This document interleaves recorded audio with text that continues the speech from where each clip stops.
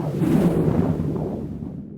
everyone, welcome back to Controlling Ideas. Today I'm going to focus on something that came up at an event that I spoke at recently.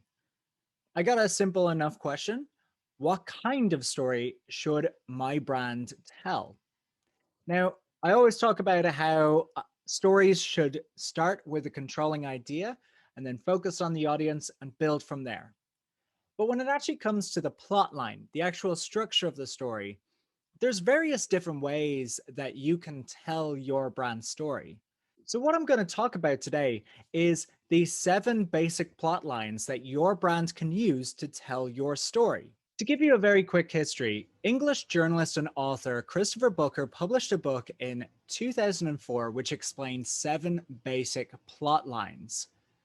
This book was something that he had been working on for over 30 years, where he deconstructed classic stories and even more modern movies and TV shows to surmise basic plot lines that keep on coming up.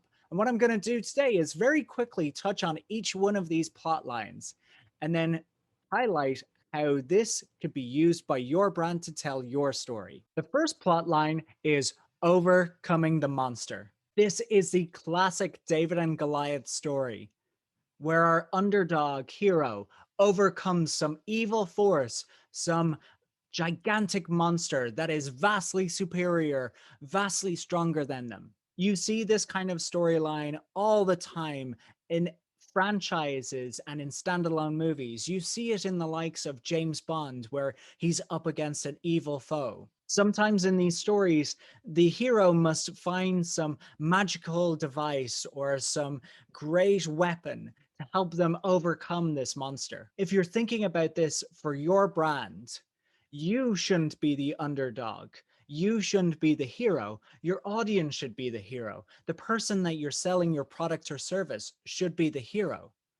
But thinking about the device that they wield to overcome that monster, maybe you could be that device. You are the product or service that enables them to overcome these insurmountable odds. An example of this that has been used, really simple one, is the Mucinex commercials.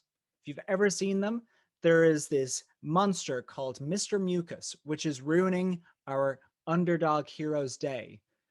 Mucinex is a tool that is used by our underdog heroes to overcome this villain, to overcome this foe. So when you're using this plot line, make sure that you are empowering our underdog hero. You are the device that they use to overcome the insurmountable odds and to overcome evil. Our next basic plot line is rags to riches. This is that classic story of our talented but downtrodden hero overcoming any challenges to see success and have a happy ending. They grow, they develop, and they utilize their skills to become successful. This is a great story for a lot of brands to insert themselves not as the thing that provides an innate talent, but enhances an innate talent. You often see this with a lot of apparel companies, especially sports apparel companies, highlighting that you are great, you can achieve anything, we'll be there to support you. You see it a lot with Fitbit ads or the Apple Watch ads recently, where you see athletes, like naturally talented people, being pushed forward by these devices that these companies are offering. The way that you can insert your brand is very similar. Our hero is downtrodden, they are talented, but you are the catalyst for them to use that talent to find great success. So think about ways that your brand can be that catalyst for naturally talented, but maybe people that haven't really achieved their full potential yet. How can your product or service help them achieve that potential and achieve success? The next plot line is the quest. The quest is where our hero goes on a journey, overcomes odds, overcomes evil, overcomes obstacles, so that they can either reach a destination that they've been looking for or find some treasure at the end of the journey. Often on these journeys, our heroes are accompanied by a sidekick. Think of Frodo and Sam in Lord of the Rings. Since you're in it for the long haul, think about this as a way of marketing a lifetime value to the customer.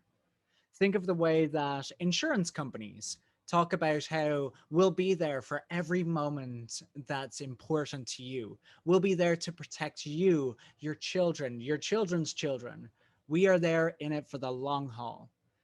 For B2B, think about the way that you may present yourself as we are here for your business to make sure that your business continues to grow, thrive, and prosper. So, when thinking about this storyline, think about ways that your brand, your product, your service can be part of somebody's life truly for their life. They are going on a quest, and you are the sidekick along with that quest on their journey to greatness, getting the treasure at the end of the journey. Next up is Voyage and Return. Voyage and Return is a little bit different to the quest. The quest is where somebody goes on a journey to find a treasure or to go to a place that they've been looking to get to. Voyage and Return is where our hero finds themselves in an unfamiliar situation and has to return back to what their familiar situation is. Think of Alice in Wonderland. When it comes to marketing, a Voyage and Return story often entails our hero, your customer, in a situation that they are struggling with. And your product or service can help them get back to a level of comfort. From a direct to consumer perspective, think about if somebody is traveling and they are struggling to get around. You may be a company that offers language learning services, photo guide, maybe you're a maps company.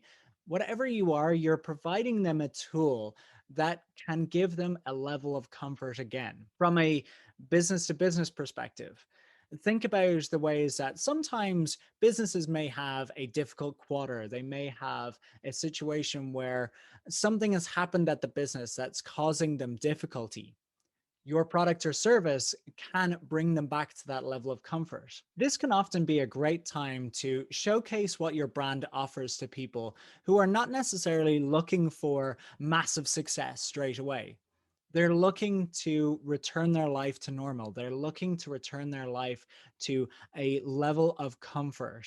Talk about how your brand can offer that comfort again, that can lead your customer back to a normal life again. Next up is the comedy. The comedy is a situation where our hero is trying to achieve success, but they keep on getting in their own way. Rom-coms do this quite a lot. Maybe they're lacking in a skill or a discipline. For this kind of plot line, don't think about this as just inserting comedy or inserting funny jokes into your marketing for the sake of having jokes in your marketing. Think about this as a way of helping customers detangle life situations that they find themselves in. Carvana do this a lot when it comes to buying a used car. They poke fun at the idea of going to a used car salesman. Our hero gets in their own way because they don't know about Carvana. They don't know that there are easier ways of purchasing a used car than having to go to some kind of grifter who's going to try to take them for every penny that they have. Carvana plays that role of detangling an awkward situation and helping them achieve success. In B2B marketing, think about the challenges that businesses face on a day-to-day basis, things that we can all connect with. Those awkward situations that businesses often find themselves in.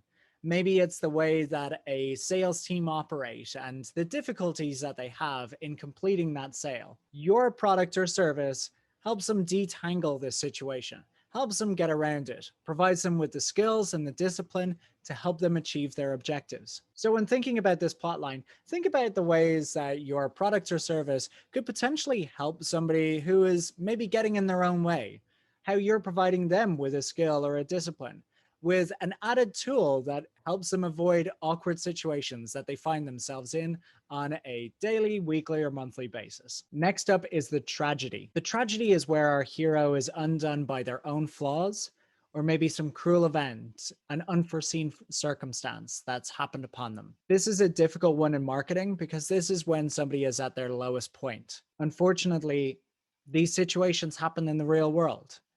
Somebody experiences bankruptcy, goes through a divorce, loses a loved one.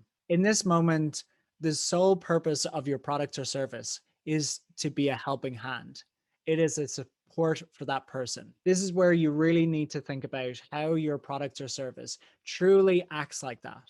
Your product or service is offering them something that they need right now, help. And if your brand offers that kind of product or service, this is the moment to utilize this storyline. It's a difficult one to navigate. It's a difficult moment for the person that you're speaking to, but it is a way to truly show how you can help. Finally, we have the rebirth. The rebirth is where our hero comes to some kind of realization that helps them change their life for the better. Think of A Christmas Carol. I find this an interesting one when it comes to marketing because sometimes the customer doesn't know that they need something until somebody presents it to them. Your customer may not realize that they need your product. Your marketing may need to present itself in a way that offers the customer a light bulb moment where they realize that they need your product or service for them really to improve their life for the better. You're presenting them a story that says, something needs to change, life can be better, and show them what a better life can look like. A great way to use the rebirth in marketing is to highlight a contrast. A great example of this was those old Apple versus PC ads that you saw back in the 2000s, highlighting the fact that, hey, a PC may be all right, but an Apple is so much better. It was highlighting a contrast that showed, hey, your life can be better. It presented the customer with this idea that, hey, even though life may be okay right now, it can be better. So when you're thinking about using this kind of plot line, think about the ways that you can highlight a contrast between what their life is right now and how much better their life could be in the future. This may present them with that moment of realization that causes the rebirth in their life. I hope this was helpful talking about the 7 basic plot lines. We'll go through some of these in more details in future videos, but for now, please share this with anybody that may find it interesting, and feel free to check out other videos on the channel. Thank you very much.